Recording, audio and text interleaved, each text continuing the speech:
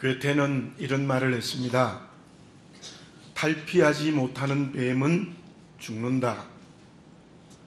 실제로 뱀은 한 해에 한 번씩 껍질을 완전히 벗어야 살 수 있다고 합니다. 그렇지 못하면 뱀은 그 생명을 이어갈 수 없다고 합니다.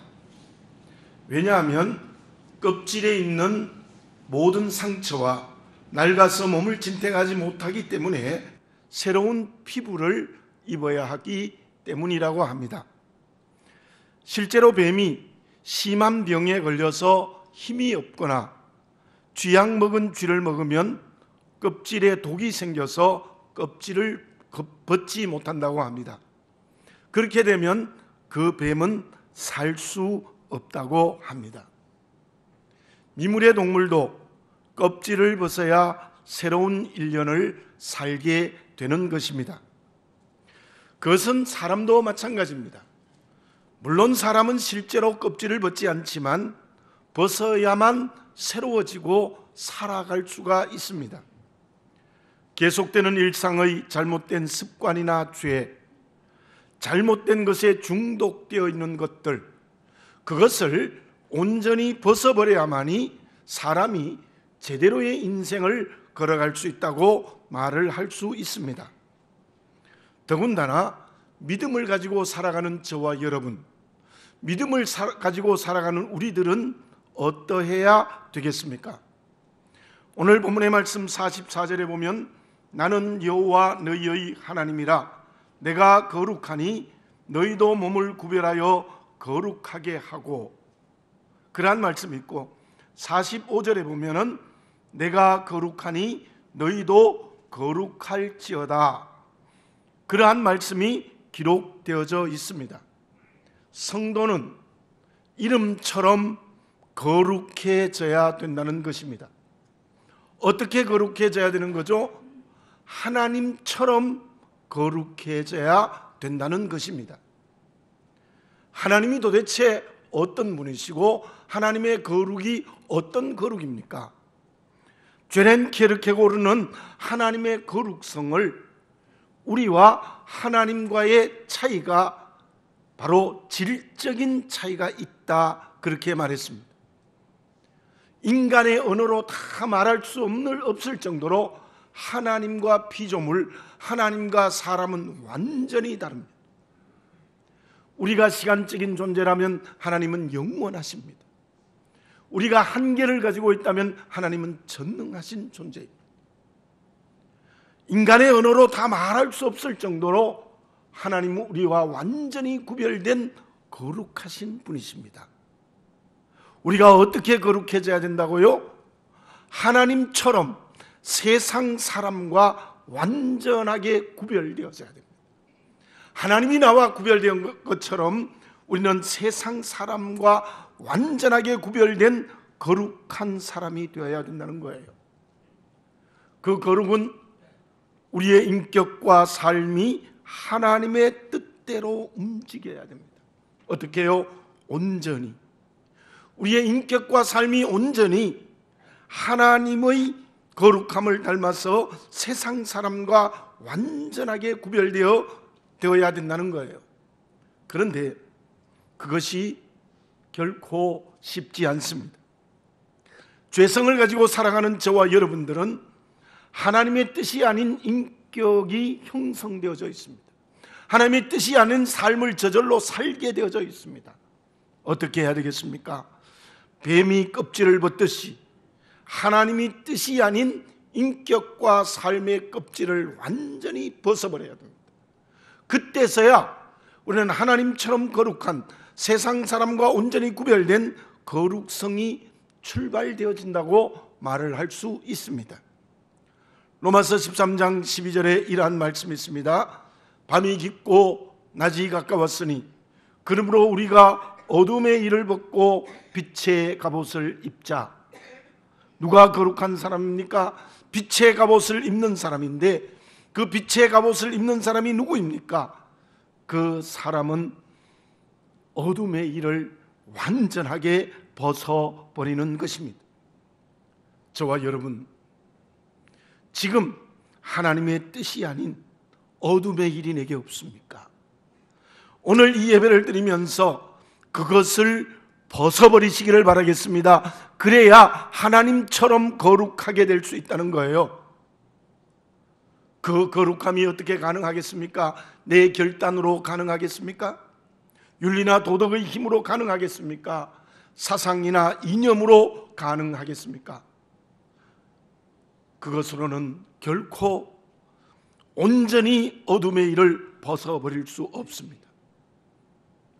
에베소 5장 18절에 보면은 술 취하지 말라, 이런 방탕한 것이니 오직 성령의 충만함을 받으라. 저를 따라서 해봅시다. 오직 성령의 충만함을 받으라. 그렇습니다. 그 바로 앞절에 주의 뜻이 무엇인가 이해하라는 말씀이 있는데, 그 말씀을 겸하여 설명하면 어떻게 설명할 수 있는가 하면, 주의 뜻을 이루는 성도의 거룩함은 성령의 충만함으로만 가능해요.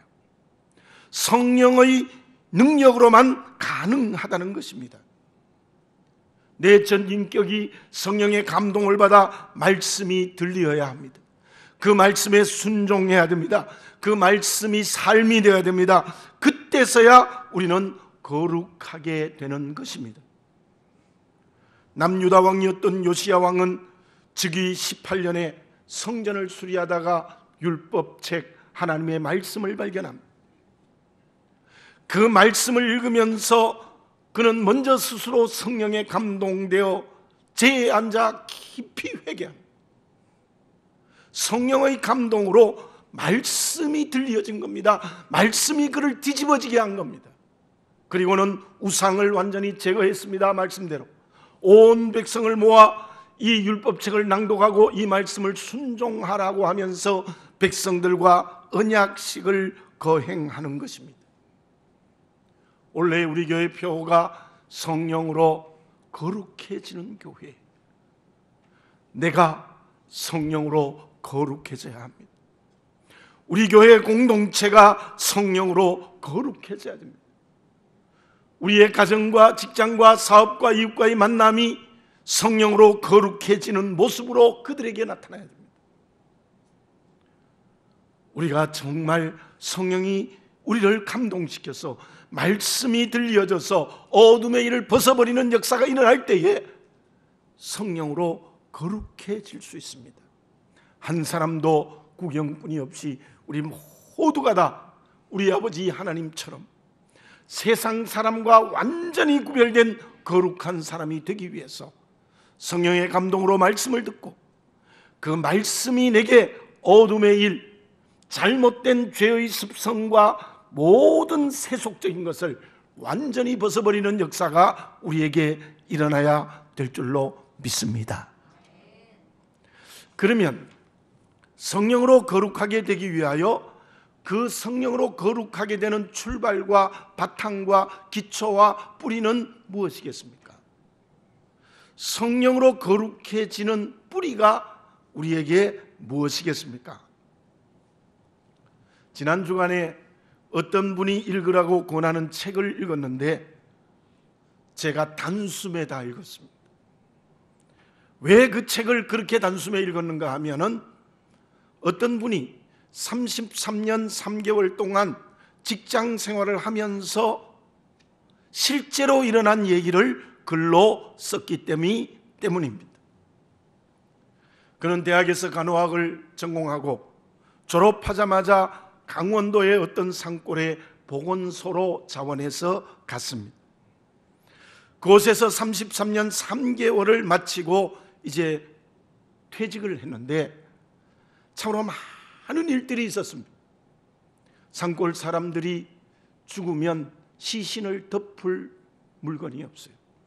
그래서 그는 옥양목으로 그 시신을 덮어줄 것을 만들어 덮어준 일, 남편이 희귀병에 걸려서 수년 동안 고치지 못한 어려움으로 흘렸던 눈물, 그 외에도 많은 이야기를 읽으면서 저도 저절로 눈물이 줄줄줄 흘렀습니다. 그런데 그분의 책에서 참으로 특이한 것을 발견할 수 있습니다. 그것이 무엇이었는가 하면은 내 삶에 가장 큰 영향을 주신 분은 두 분의 아버지이시다. 한 분은 낳고 길러준 친정아버지, 남들이 가기 싫어하는 강원도 산골에 가는 것을 쾌히 허락을 하셨다. 특별히 어머니는 생명을 걸고 못 가게 막았는데도 아버지는 쾌히 허락하시고 베레모를 쓰고 강원도 산골 보건소에 찾아와서는 이렇게 말했다고 합니다. 좋은 곳에서 좋은 일을 하는구나.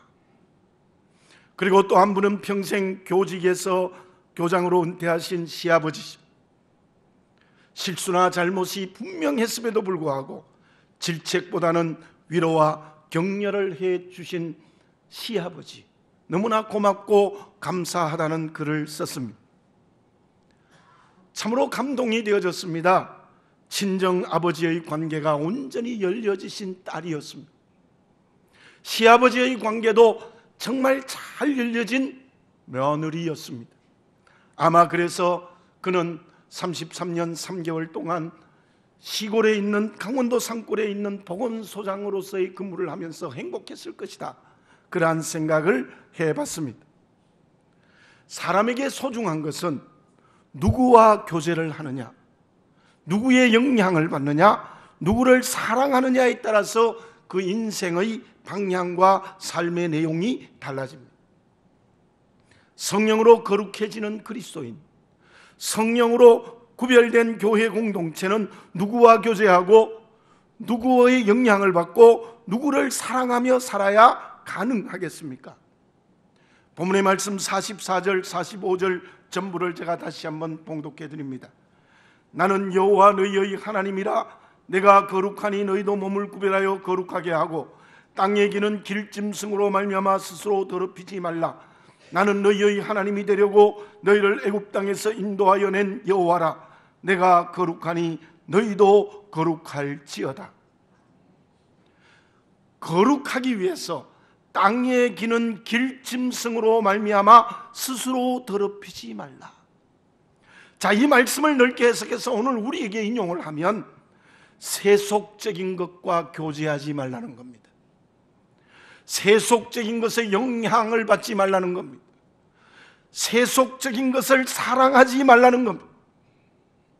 그런데 하나님께서 내가 거룩하니 너희도 거룩할지어다는 말씀의 의미는 무엇입니까? 아버지 되신 하나님과 교제하고 하나님과 열려 있으라는 거예요.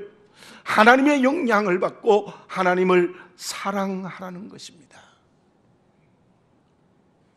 믿음의 길을 걸어갈 때에 기도와 말씀의 경건이 무엇이겠습니까? 우리가 기도와 말씀의 경건으로 거룩해진다면 그것을 다른 말로 말하면 무엇입니까? 하나님과 열려야 되는 거예요. 하나님과 교제해야 된다는 거예요. 아버지 하나님의 영향을 받고 하나님 아버지를 사랑해야 된다는 것입니다. 저와 여러분, 누구와의 관계가 열려있고 무엇과 열려있고 무엇과 누구와 교제하고 무엇과 누구의 영향을 받고 무엇과 누구를 사랑하고 있습니까? 아버지 하나님과의 관계가 열려야 돼요. 아버지의 영향을 받고 아버지 하나님의 사랑을 받고 은혜를 받고 또 그분을 사랑해야만 우리는 기도와 말씀으로 경건해지는 거룩한 사람이 될 수 있을 줄로 믿습니다. 그 아버지 하나님은 어떤 분이시기에 그분과 열려 있어야 되는 것입니까? 오늘 본문의 말씀 45절에 보면 내가 너희의 하나님이 되려고 너희를 애굽 땅에서 인도하여 낸 여호와로라. 하나님은 이스라엘 백성들의 하나님이 되었습니다. 그래서 그들을 애굽의 노예에서 자유케 해 주었다는 겁니다. 레위기에는 이스라엘 백성들이 들의 거룩성을 유지하기 위하여 5가지의 제사를 드리라고 말씀하고 있습니다.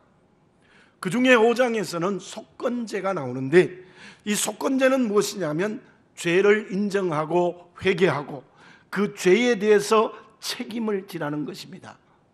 죄를 하나님께 고백하고 그 죄에 대하여 배상의 책임을 지라는 것입니다. 4장에는 속죄제가 나옵니다. 속죄제는 절대적인 하나님의 은혜로 죄가 용서되어지는 겁니다. 하나님의 은혜로 죄가 깨끗하게 정화되는 겁니다. 여기에서 우리가 보아야 되는 것은 속건제와 속죄의 제물은 누가 되셨습니까? 예수님이 십자가에서 속건제의 제물이 되고 속죄죄의 제물이 되셨습니다. 예수 그리스도의 십자가의 은혜, 그 은혜가 내 죄를 배상해 주셨습니다. 자기의 것으로 삼아 주셨습니다.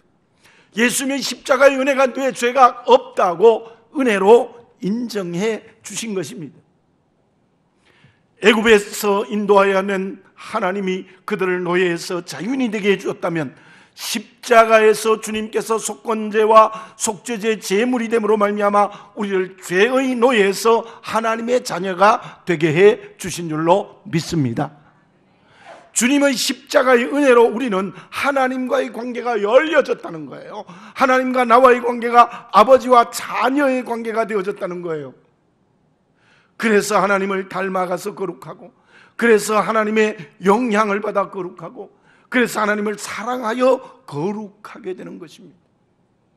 오늘 이 본문의 말씀이 우리에게 주는 가장 중요한 출발과 기초와 뿌리는 무엇인가 하면은 주님의 십자가의 은혜가 나와 하나님과의 관계를 온전히 열어주어서 죄가 용서되고 자녀되었고 생명의 길을 걸어가고 죽음에서 생명으로 옮겨졌다는 겁니다. 다시 말씀드리면 우리 개인이, 우리 교회가 원래 성령으로 거룩한 교회가 되기 위한 가장 중요한 기초와 뿌리는 십자가의 은혜로 내 죄가 배상되어지고 내 죄가 용서되어지고 하나님의 자녀되어지고 사망에서 생명으로 옮겨졌다는 확실한 믿음에 굳게 서야 된다는 것입니다.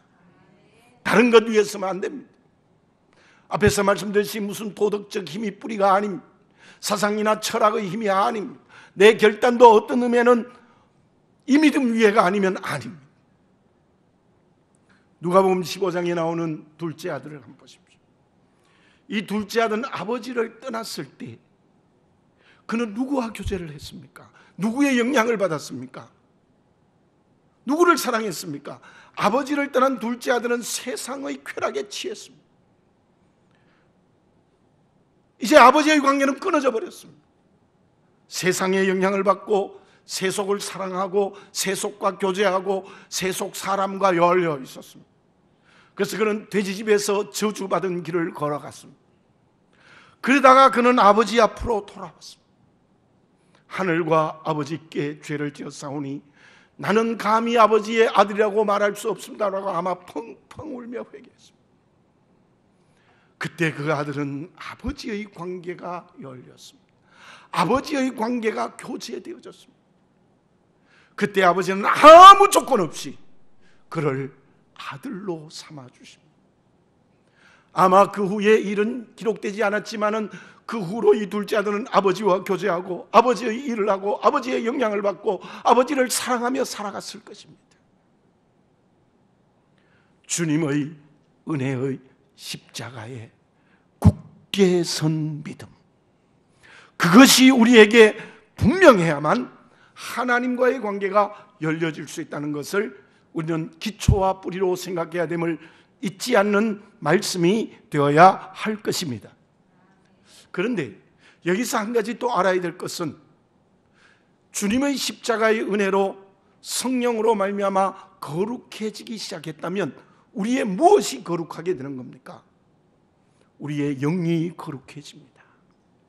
영이 거룩하다는 말을 다른 말로 구체적으로 설명드리면 우리의 마음과 생각이 점점 더 거룩해지는 사람이 되는 거예요. 물론 그것은 사람마다 차이가 있습니다. 점점 더 생각과 마음이 더 거룩해지는 사람이 있고 덜 거룩해지는 사람이 있습니다. 그래서 분명히 성령으로 거룩해지기 위해서는 십자가의 은혜를 굳세게 믿는 믿음 위에 서야 되고, 그로 인하여 기도와 말씀과 성령의 인도함에 경건함으로 마음과 생각이 자꾸만 그리스도인으로 거룩해져야 돼요. 논어에 보면 이런 말이 있습니다. 공자님이 하신 말씀입니다. 나는 다른 사람을 위하여 충성을 다하고 있는가? 충입니다. 나는 친구를 믿는 마음이 있는가? 신입니다. 나는 스승에게 배운 것을 익히고 있는가? 섭입니다. 충성스러운 사람, 믿을 수 있는 사람, 좋은 것을 익히는 사람, 점점 더 그쪽으로 가는 겁니다. 조선시대 때에 개혁을 했던 정조왕은 매일매일 일성록을 썼대요. 일성록, 그게 무엇입니까? 마음과 생각을 매일매일 새롭게 하는 글을 썼다는 거예요. 세상 사람들도 마음과 생각을 매일 새롭게 할 때 군자의 길을 걸어갈 수 있고 제대로 된 왕이 될 수 있다고 그들은 말하고 있습니다. 더군다나 믿음으로 살아가는 우리들, 어떻게 하면 성령으로 거룩해질 수 있는가? 출발과 기초는 십자가의 은혜를 믿는 믿음이고, 그 다음에는 성령의 감동으로 주시는 말씀과 기도와 성령의 인도하심이 자꾸만 내 마음과 생각을 구별되고 거룩하게 만들어야 됩니다. 이런 말이 있지 않습니까? 마음이 콩밭에 가 있으면 안 됩니다. 공부하는 학생이 열심히 공부하던데 마음은 전부 저 게임하는 곳에 가 있습니다. 그럼 공부가 제대로 되겠습니까? 예배 드리는데 집에 가스를 껐나 안 껐나 그거 생각하면 은혜가 되겠습니까? 마음이 콩밭에 가 있으면 안 되잖아요. 우리의 생각과 마음이 정말 말씀에 집중하고 기도에 집중하고 성령의 인도하심에 집중하면 우리의 마음과 생각이 자꾸만 거룩해지는 거예요. 그것이 성령으로 거룩해지는 그리스도인의 모습입니다. 로마서 12장 2절에 이런 말씀이 있습니다. 너희는 이 세대를 본받지 말고 오직 마음을 새롭게 함으로 변화를 받아 하나님의 선하시고 기뻐하시고 온전하신 뜻이 무엇인지 분별하도록 하라. 오직 마음을 새롭게 함으로 하나님의 뜻을 분별하라. 그렇게 말씀하고 있는 것입니다. 다시 한번 말씀드립니다.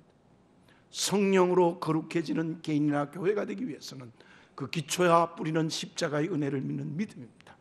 그 믿음 위에서 말씀과 기도와 성령의 인도하심의 경건으로 우리의 영이 거룩해지는 것, 다시 말하면 우리의 마음과 생각이 새 속에 있지 아니하고 말씀에 집중하고 기도에 집중하고 그리고 성령의 인도하심에 집중할 때에 우리는 자꾸만 하나님처럼 거룩해지는 구별된 성도와 교회 공동체가 될 수 있을 줄로 믿습니다. 자, 그러면 주님의 십자가의 은혜를 믿고 또 하나님과 끊임없이 교제하면서 마음과 생각이 거룩해진다면 그 거룩은 무엇을 통해서 이루어지겠습니까? 성령으로 거룩해지는 방법은 무엇이겠습니까? 레위기에 나오는 5대 제사 중에 속죄제와 속건제 말고 또 두 가지 제사가 있습니다. 그것은 번제와 소제입니다.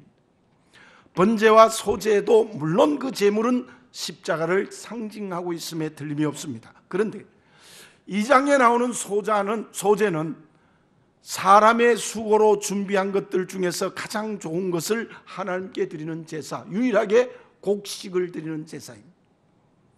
내게 주어진 모든 것 중에 가장 좋은 것을 하나님께 충성과 헌신한다는 뜻입니다. 1장에는 번제가 있습니다. 번제는 다 아실 겁니다. 번제는 이름처럼 제물을 전부 태워서 드리는 겁니다.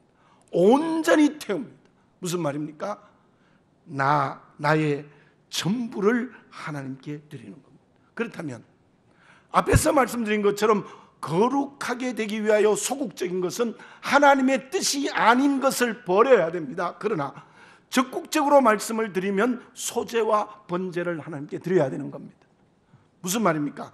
나에게 있는 가장 귀한 것, 가장 좋은 것 전부를 하나님께 드리는, 다시 말씀드리면 나에게 있는 전부를 통하여서 하나님과 충성과 헌신을 드려야 된다는 거예요. 여기서 제가 두 가지 얘기를 하겠습니다. 어느 날 왕이 거지가 와서 거지를 만나게 됩니다. 왕이 거지에게 이렇게 말합니다. 너가 나에게 무엇을 해주기를 원하느냐? 그랬더니 거지가 이런 말을 합니다. 폐화는 저에게 줄 것이 없습니다. 깊이 생각해 보십시오. 그랬더니 왕이 내가 이 나라의 왕인데 거지인 너에게 줄 게 없겠느냐? 말하라. 그랬더니 거지가 이렇게 말해요. 동양 그릇을 채워주십시오. 그랬더니 왕이 신이 나서 금으로 된 보화를 그 동양 그릇에 가득 채워줬어요. 그런데 가득 채워지자마자 없어져 버리는 거예요. 두 번째, 세 번째, 네 번째. 국고를 전부 탕진해도 금화 한 입 남지 않고 없어지는 거예요. 드디어 왕이 털썩 주저앉아서 거지에게 말합니다. 그 동양 그릇이 무엇이냐? 그랬더니 거지가 이런 대답을 했습니다. 제가 들고 있는 이 동양 그릇은 폐하의 욕심입니다. 그렇게 대답을 했다. 어떤 의사가 쇼트트랙 선수인 이정수 선수를 이렇게 치료하고 진단하는 일을 했는데 이 의사도 깜짝 놀랐대요. 어린 선수의 양쪽 발목에 호두알 만한 굳은 살이 4개나 박혀 있었대요. 왜 이런 일이 일어났을까? 스케이트가 플라스틱으로 만들어져 있는데 양말을 신고 이게 경주를 하면 이게 흔들린대요. 미동이지만 조금씩 흔들. 그래서 대부분의 스케이트 선수는 맨발로 그 스케이트를 치는데요. 그리고 피나는 연습을 맨발로 그 플라스틱으로 된 스케이트를 신고 연습하지 않습니까? 그러니 피가 나고 그리고 살이 벗겨지면서 호두알 만한 굳은 살이 4개나 양쪽 발에 박혀 있었다는 거예요.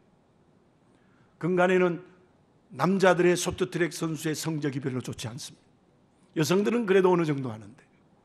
근데 지난해 3차 세계대회에서 이정수 선수가 오랜만에 금메달을 땄다고 합니다.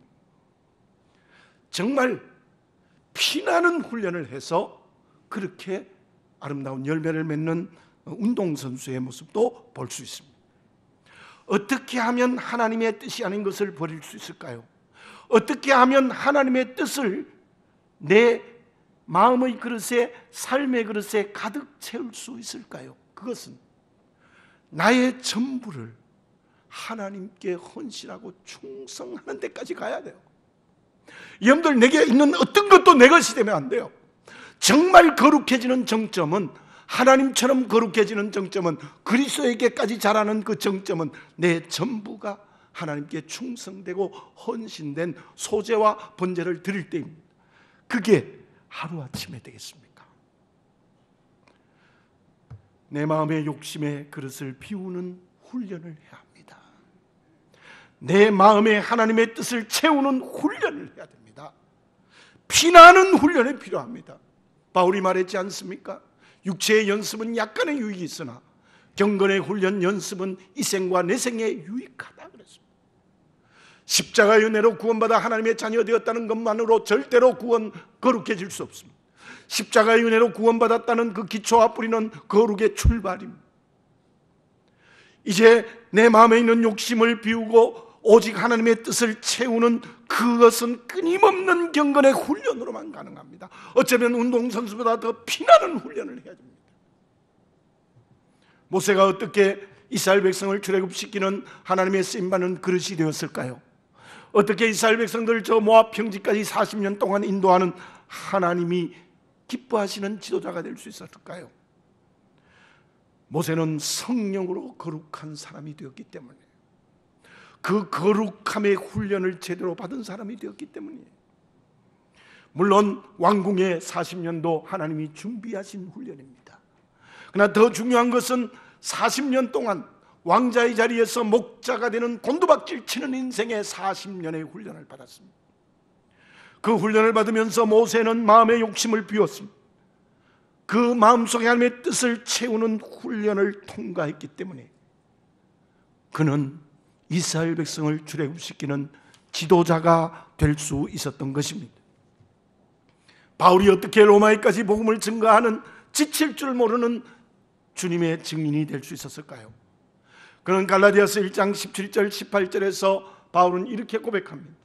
다메섹 도상에서 주님을 만난 후에 예루살렘으로 가지 아니하고 아라비아로 가서 3년을 있었다. 그렇게 고백합니다. 그런데 대부분의 학자들은 아라비아는 3년이지만 고향까지 전부 합하면 14년 정도의 시간이었다는 게 일반적인 생각입니다. 뭐 어쨌든 3년이었든지 14년이었든 간에 바울이 깊이 회개하고 3년이었든지 14년이었든지 끊임없이 깊이 하나님 앞에 다시 훈련을 받은 겁니다. 그래서 그는 욕심을 마음에서 다 비워 율법을 다 버리고 그리고 하나님의 뜻을 채웠기 때문에 그렇게 지칠 줄 모르는 복음 증거자로 하나님의 쓰임을 받을 수 있었던 거예요. 출애굽한 이스라엘 백성들은 가나안의 하나님의 백성이 되기 위하여 40년 동안 광야의 훈련을 받았지만 그들은 다 탈락해버리고 말았습니다. 여호수아와 갈렙을 제외하고는 아무도 가나안 땅에 들어가지 못했어요. 왜요? 훈련에서 탈락해버렸기 때문에 그렇습니다. 바울의 동역자인 데마가 왜 세상으로 가버렸습니까? 출발을 잘했는데 왜 선교 동역자가 됐는데 왜 세상으로 가버렸습니까? 분명히 데마는 하나님의 삶으로 훈련받는 일이 제대로 되지 않았기 때문입니다. 2017년 내 한 사람이 우리 교회 공동체가 성령으로 거룩한 개인과 교회 공동체가 되기 위해서는 하나님께서 하시는 훈련을 통과하는 그리스도인이 돼야 돼요. 끊임없는 경건의 연습 훈련이 필요해요. 이게 말씀과 기도와 성령의 인도하심으로 되지만 사람을 통해서 훈련받을 수 있고 물질을 통해서 훈련받을 수 있고 환경을 통해서 훈련받을 수 있고 사역이나 일을 통해서 훈련받을 수 있습니다. 특히 그 훈련은 고난의 방법이라는 것을 잊지 말아야 될 것입니다. 그 훈련에 넘어지지 맙시다. 그 훈련에 탈락하지 맙시다. 노아 시대 때는 노아와 그 가족들만이 그 훈련을 통과했어요. 그래서 인류를 구원하는 쓰임받는 그릇이 되었어요. 구약시대의 남은 자는 언제나 소수였는데 그 렘넌트 남은 자가 누구냐? 하나님의 훈련을 통과한 사람이었다는 것입니다. 예레미야서 24장 1절과 2절에 이런 말씀이 있습니다. 여호와께서 예레미야에게 무화과 두 광주를 보이셨는데 한 광주리에는 처음 익은 극히 좋은 무화과가 있고 한 광주리에는 나빠서 먹을 수 없는 극히 나쁜 무화과가 있더라. 한 광주리에는 잘 익어서 너무나도 좋고 먹기 좋은 무화과가 있고 열매가 있고 하나는 보기도 나쁘고 먹을 수 없는 잘못된 무화과나 열매가 있다는 거예요. 똑같이 비를 맞았어요. 똑같이 햇빛과 바람이 불었어요. 그런데 한쪽은 잘 익은 무화과나무, 한 곳은 나빠서 익지 못한 나쁜 열매가 있었어요. 사랑하는 교우 여러분들, 이 한 해 동안에도 끊임없이 하나님은 우리에게 경건을 훈련시키고 사람과 환경과 물질과 사역이나 일을 통해서 고난의 훈련을 우리에게 시킬 수 있습니다. 그때 비와 바람과 햇빛처럼 무화과를 익게 하는 것처럼 우리를 훈련할 때에 잘 익은 좋은 무화과 열매가 되어지시기를 바라겠습니다. 그 사람이 진정 성령으로 거룩해지는 사람이 되는 겁니다. 결과는 어떻습니까? 레위기 5대 제사 중에 레위기 3장에 보면 화목제가 있습니다. 화목제의 중요한 특징은 하나님과의 관계가 열리는 겁니다. 물론 그것도 예수님이 십자가의 제물이 되셔서 하나님과 우리의 관계를 열었습니다. 그런데 화목 제물의 가장 중요한 의미는 성만찬입니다. 무슨 말입니까? 하나님과의 관계가 열렸다면 그 그리스도인들은 반드시 세상 사람과 다 열려야 된다는 거예요. 누구는 열리고 누구는 열리지 않는 것이 아닙니다. 내게 좋은 사람은 열리고 내가 미운 사람은 닫히고 그게 아닙니다. 모든 사람과 열려야 되는 겁니다. 사랑하는 교우 여러분들, 정말 내가 성령으로 거룩해졌다면 원수와의 관계도 열리는 겁니다. 미워하는 사람과의 관계도 열리는 겁니다. 모든 관계가 열리는 겁니다. 우리가 성령으로 거룩해지는 개인과 교회가 되면 여러분들이 모든 사람과 열리고 우리 교회가 모든 세상과 저 땅끝까지 모든 이웃들에게 열리는 교회가 되어지는 하나님의 축복을 받을 수 있을 줄로 믿습니다. 참으로 지금은 나라를 보고 경제적 상황을 봐도 참 희망을 가질 수 없는 시대에 서 있습니다. 독일의 철학자였던 에른스트 블로크는 희망의 철학이라는 말을 했는데요, 그의 영향을 받은 사람이 우리가 잘 알고 있는 몰트만, 제3세계에 바로 하나님을 만날 때에 가난한 자들이 희망을 가질 수 있다는 그런 신학자로 유명한 몰트만이 있습니다. 그런데 에른스트 블로크가 쓴 희망의 원리라는 책에서 아직 아님이라는 노크니크트라는 독일어인데요. 아직 아닌 것이 희망이다. 그렇게 말하면서 이런 말을 합니다. 희망은 그냥 주어지는 것이 아니다. 희망은 연습해서 이루어지는 것이다. 희망은 배워야 이루어지는 것이다. 그런 말을 합니다. 예레미야서 29장 11절에 이러한 말씀이 있습니다. 여호와의 말씀이니라. 너희를 향한 나의 생각을 내가 아나니 평안이요 재앙이 아니니라. 너희에게 미래와 희망을 주시는 것이니라. 너희에게 미래와 희망을 주는 것이니라. 그럼 저를 따라서 한번 해볼까요? 너희에게 미래와 희망을 주는 것이니라. 아멘. 예. 하나님은 이때에 우리 개인과 가정과 직장과 사업, 우리 교회 공동체, 이민족에게 내일과 희망을 주고 계십니다. 그 하나님이 주시는 내일과 희망을 받기 위해서 어떻게 해야 되겠습니까? 성령으로 거룩해져야 합니다. 기도드리겠습니다. 사랑하는 아버지 하나님, 다시 한번 나를 보게 해 주시옵소서. 다시 한번 우리 교회를 보게 해 주시옵소서. 진정 성령으로 거룩해져 있는지, 하나님처럼 거룩하라고 했는데 우리는 그 발꿈치도 못 따라가는 모습이 아닙니까?